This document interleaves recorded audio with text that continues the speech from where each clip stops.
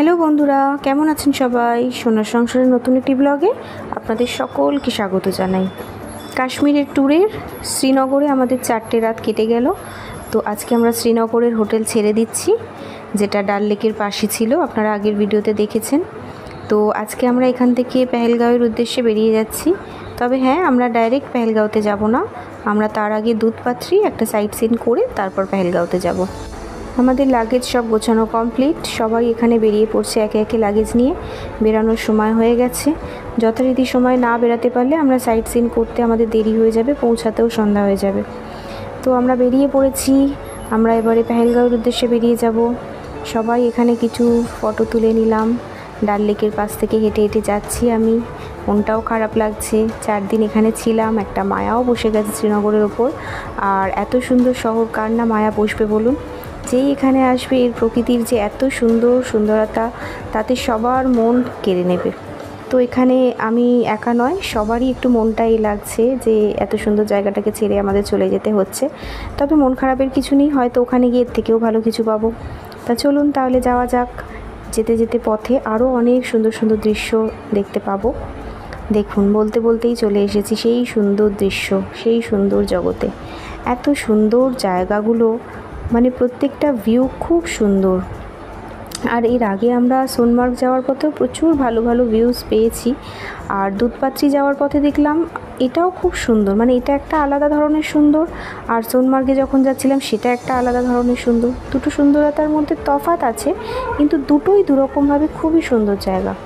চারিদিকটা খুব সুন্দর লাগছে, সবুজ ঘাস, সবুজ গাছ, নীল আকাশ। আর এই সামনে দেখছেন, অ্যাকচুয়ালি এগুলো মেঘের রাস্তাটার সামনে পুরো মেঘগুলো জমেছিল, যার জন্য ধোঁয়া ধোঁয়া লাগছিল।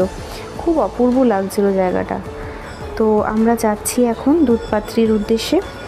এই দুধপাত্রি জায়গাটা আগে এতটা পপুলার ছিল না, জানেন তো। যে সমস্ত পর্যটকেরা কাশ্মীরে ঘুরতে আসেন, তারা জেনারেলি এখানে আসতেন না অতটা। আর আমিও শুনলাম যে বছর 2-3 মধ্যেই জায়গাটা অনেকটা বেশি ফেমাস হয়ে গেছে মানুষের কাছে। আসলে এখানকার যে অপরূপ সুন্দর দৃশ্য, প্রকৃতির এই ভিউজগুলোই মানুষকে আকর্ষণ করেছে। তো এত সুন্দর দৃশ্য মানুষ এখানে না এসে থাকতে পারবে না, আসতে তারা বাধ্য। আর সত্যি কাশ্মীরে এসে এত সুন্দর একটা ভিউজ আমরা কী করে মিস করি বলুন তো। তো খুব ভালো লাগলো জায়গাটায় এলাম, একটা নতুন সাইট সিন, একটা নতুন জায়গা। আর আস্তে আস্তে দেখছি যে এখানে অনেক মানুষই মানে আস্তে আস্তে আসছেন, যেটা আমাদের প্রবীরদা বললেন, যিনি আমাদের নিয়ে গেছেন, যার আন্ডারে আমরা গিয়েছি আর কি। আর এই ভেড়াগুলো দেখছেন, এগুলো হচ্ছে এদের জীবিকার মধ্যেই পড়ে। এখানে প্রচুর মানুষ দেখছি যে এরকম প্রায় 100 কি কিছু কিছু ক্ষেত্রে দেখছি 1000 খানিক ভেড়াও আছে, যে 1-2 মানুষ তারা নিয়ে যাচ্ছে ঠিক। কিন্তু কি সুন্দর 2-1 মানুষই এতগুলো ভেড়াকে ম্যানেজ করে নিয়ে যেতে পারছে রাস্তার এক ধার দিয়ে। আবার কখনো কখনো এদের জন্য রাস্তাও জ্যাম হয়ে যায়। তো দেখতে পাচ্ছেন চারিদিকটা কত সুন্দর লাগছে। আর আমরা একটু সকাল সকাল বেরিয়েছি বলে জ্যামে পড়লাম না, কিন্তু প্রবীরদা বললেন যে আর একটু পরে যদি আমরা বেরাতাম, ঘন্টাখানেক দেরি হতো, তখন আমাদের পৌঁছাতে এখানে প্রায় 1.5-2 ঘন্টা জ্যামে পড়ে থাকতে হতো। ফেরার সময় তো আরও দেরি হবে। তো যাই হোক, আমরা যথারীতি সময় এসে গিয়েছি, যার জন্য আমরা জ্যামের মধ্যে পড়িনি। তো আশা করব যেন ফেরার পথেও আমরা জ্যামের মধ্যে না পড়ি। আর আমার এই ছোট্ট পরিবারের যে চ্যানেলটিকে আমি চাই একটু বড় পরিবার বানাতে। তো তাতে আপনাদের সহযোগিতা আমার একান্ত প্রয়োজন। আপনাদের সহযোগিতা ছাড়া আমি আমার এই ছোট্ট পরিবারের চ্যানেলটিকে কোনোভাবেই বড় করতে পারবো না। তো এটাই বলবো যে আপনাদের যদি আমার ভিডিও একটুও ভালো লাগে, তাহলে অবশ্যই আমার ভিডিওটিকে আরও লোকের সাথে শেয়ার করবেন, যাতে আরও মানুষ আমার ভিডিও দেখতে পায়। আর আমার চ্যানেলে যদি আপনারা নতুন হয়ে থাকেন, তাহলে অবশ্যই আমার চ্যানেলটিকে সাবস্ক্রাইব করে দেবেন। তাহলে আমারও মন খুব ভালো লাগবে, আর আমি নতুন নতুন ভিডিও এভাবেই আপনাদের সাথে শেয়ার করতে পারবো। দেখুন, কথা বলতে বলতে দেখতে দেখতে আমরা চলে এলাম দুধপাত্রিতে। দুধপাত্রির এই প্লেসটাই মেন প্লেস, যেখানে একটা বিশাল বড় ফাঁকা জায়গা, খুব সুন্দর লাগছে। আর ওপাশে বড় বড় ঝাউ গাছ আছে, এক্সমাস ট্রি আছে। আর পেছনের দিকে বরফওয়ালা পাহাড়, নিচের দিকেও প্রচুর বরফ নাকি ছিল। তো বিগত 10 দিনের মধ্যেই সব বরফ গলে গিয়েছে। আর এখানে দেখুন, বাচ্চাগুলো অল্প একটু বরফ পেয়েছে, সেইটাকে নিয়েই শুরু হয়ে গেছে সব খেলা করা। কি মজাই না করছে ওরা এই বরফটুকুকে পেয়ে। কিন্তু বরফটা খুব একটা পরিষ্কার নয়, তো দেখলাম যে একটু একটু মাটি লেগে কাদা মতো হয়ে রয়েছে বরফের মধ্যে, সেটাকে নিয়েই শুরু করে দিয়েছে এরা। যাক, একটু ভালো করে খেলা করে নিক। এত সুন্দর জায়গা কেনই বা ফেমাস হবে না বলুন তো।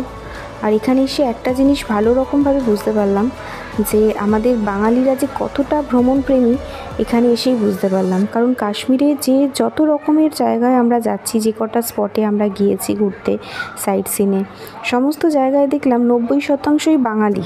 মানে আরও অনেক পর্যটকরা আছেন, কিন্তু বাঙালির সংখ্যাটা বেশি। ওখানকার সকলেই কাশ্মীরি লোকরাও সেই কথাই বলছেন যে এই বছর বাঙালির সংখ্যা বেশি।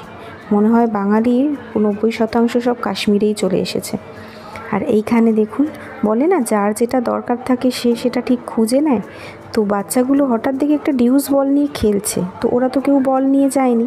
তা আমি জিজ্ঞাসা করলাম, বলটা কোথায় পেলি তোরা? তো ওরা বলল, মা এখানে খেলতে খেলতে আমরা এমনি দৌড়ে দৌড়ে খেলছিলাম, হঠাৎ করে দেখলাম একটা বল পড়ে আছে। তো ব্যাস, আর দেরি কেন, সেই বলটাকে নিয়ে শুরু হয়ে গেছে বাচ্চাগুলোর ছোড়াছুড়ি খেলা। যাক, এত সুন্দর ভালো খোলা মাঠ, একটু খেলাধুলা করে নিক। আর আমার মা এখানে বসে পায়ের হাঁটুর বেল্টগুলো বেঁধে নিচ্ছে। অনেকটা লং জার্নি তো একটু পা ব্যথা করে। এখানে খুব সুন্দর এদের এখানে খেলা চলছে, প্রায় অনেকক্ষণ হয়ে গেল। তো সব বাচ্চাগুলো জ্যাকেটগুলো খুলে দিয়েছে, ওদের গরম হচ্ছে, খেলা করে করে গা গরম হয়ে গেছে। আর টানা রোদ্দুরও ছিল, যার জন্য শীতটাও অতটা লাগছিল না। একটু হালকা যখন হাওয়া দিচ্ছে একটু ঠান্ডা ঠান্ডা লাগছে, না তো টানা রোদ্দুরে ঠান্ডাটা অতটা বোঝা যাচ্ছিল না। যাক, ভালোই হলো, বলটা পেয়ে গিয়ে ওদের সময়টাও কেটে গেল, না তো এমনি দৌড়ে দৌড়ে আর কতক্ষণ খেলাধুলা করতো। তাহলে আমাদের দুধপাত্রি জায়গাটা এখন ঘোরা হয়ে গেল। এখন আমরা ফিরছি, পেহেলগাঁওয়ের দিকে যাব। আর এই দেখুন, যে জ্যামে পড়ার কথাটা বলছিল প্রবীরদা আমাদেরকে, যে একটু দেরি হলেই আমরা জ্যামে পড়তাম, দেখতে পাচ্ছেন সেই ওপর পর্যন্ত সাদা এঁকে বেঁকে গাড়িগুলো পুরো দেখা যাচ্ছে, পুরো রাস্তাটায় পুরোটা জ্যাম। মানে আমরা যে ফিরছি এই সাইডের লেনটা খালি, আমরা ফেরার সময় একটুও জ্যামে পড়ছি না, কারণ এই সময় অতটা গাড়ি ফিরছে না, কিন্তু যাচ্ছে প্রচুর গাড়ি। তাহলে বুঝতেই পাচ্ছেন জায়গাটা কতটা পপুলার হয়েছে আস্তে আস্তে। এত মানুষের ভিড়, প্রায় আধ ঘন্টা মতো আমরা এলাম পুরো ওই রকম গাড়ির লাইনের পাশ থেকে। তো আমাদের লেনটা পুরো খালি ছিল, জ্যাম ছিল না, কিন্তু ডান দিকটায় বিভৎস জ্যাম। ওরা পৌঁছাতেই ওদের মনে হয় ঘন্টা দুয়েক লেগে যাবে। যাই হোক, এখন ফিরছি। আর এই দেখুন, ফেরার পথে রাস্তায় দেখলাম প্রচুর মিলিটারির গাড়ি পাশ থেকে লাইন দিয়ে যাচ্ছে। তো এদের এখানকার নিয়মই আছে যে যখন এই মিলিটারির গাড়িগুলো যাবে তখন আপনার রাস্তা ফাঁকা থাক আর জ্যাম থাক, আপনাকে কিন্তু গাড়িটা দাঁড় করিয়ে রাখতে হবে। কারণ এদের গাড়ি যাওয়ার সময় অন্য কোনো গাড়ি পাশ থেকে যাওয়া যাবে না। যদিও রাস্তা ওটা ওই দিক থেকে যাচ্ছে, আমরা এই দিক দিয়ে, তবুও আমাদেরকে দাঁড় করিয়ে দিল, ওখানকার সোলজাররা আছে। আর এই রাস্তাটায় পুরোটাই আমরা দেখলাম দফায় দফায় সমস্ত সোলজার দাঁড়িয়ে আছে, গার্ড দিচ্ছে, প্রচুর গার্ড আছে এখানে। তো আমাদের গাড়ি যখন একটু একটু এগাচ্ছে, একটু ফাঁকা পেয়ে, আবার দেখছি আবার এক দল গাড়ি ওরকম পরপর আসতেই থাকছে। মানে আমরা এই রাস্তাটায় অনেকবার দাঁড়িয়েছি, যেই একটু করে যাই আবার দেখি এরকম আসছে। প্রায় হাজার হাজার সৈনিক এখান থেকে যাচ্ছেন। তা আমরা ভাবলাম কোথাও কোনো প্রবলেম হলো কি, এত সৈনিক যাচ্ছে? তো বললো না, এই রাস্তাটায় সচরাচর সবসময় যায়, কারণ এটাই ওদের যাওয়ার মেন রাস্তা, যেহেতু এখানে প্রায় সময় এরকম হাজার হাজার সৈনিকরা যায়। তখন গাড়িটা ওই স্লো করে দাঁড় করিয়ে দিতে হয়, আবার ওনারা পাস হয়ে গেলে তখন আবার আনতে যেতে হয়। তো আমাদের দেখতে দেখতে ঘোরাটা মোটামুটি কমপ্লিট হয়ে গেল। আমরা পেহেলগাঁওতে গিয়ে ওখানে 2 রাত থাকবো, তখন আপনাদের সাথে আবার শেয়ার করব। আর এই দোকানটা থেকে আমরা সমস্ত ড্রাই ফ্রুটস কিনেছিলাম যাওয়ার পথে। আর এই রাস্তার যেতে যেতে দেখলাম যে অনেক আগুন জ্বলছে, সবাই মশাল বানিয়ে যাচ্ছে। তো রাত্রে অনেকে ফেরার পথে সুবিধার জন্য মশাল বানিয়ে যায়, কিন্তু এখানে এদের মনে হয় কোনো একটা উৎসব হচ্ছে, যে একসাথে সবাইকে মশাল নিয়ে গিয়ে জ্বালাতে হবে, সেরকম কিছু হবে দেখে যতটা মনে হলো। তো দেখতে খুব ভালো লাগছিল যে অনেক হাজার হাজার লোক সবাই হাতে করে মশাল নিয়ে যাচ্ছে, আর সবাই আনন্দ করে ওই আগুনের মধ্যে মশালগুলো ফেলে একসাথে জ্বালাচ্ছে। আর এই যে চলে এলাম পেহেলগাঁওতে, হোটেল মেহেক, এটা হচ্ছে আমাদের হোটেল, এখানে আমরা 2 রাত থাকবো। তো ভিডিওটা আমি এখানেই শেষ করছি আজকে। আপনাদের কেমন লাগলো অবশ্যই জানাবেন, ভালো লাগলে শেয়ার আর সাবস্ক্রাইব করে দেবেন। সবাই ভালো থাকবেন।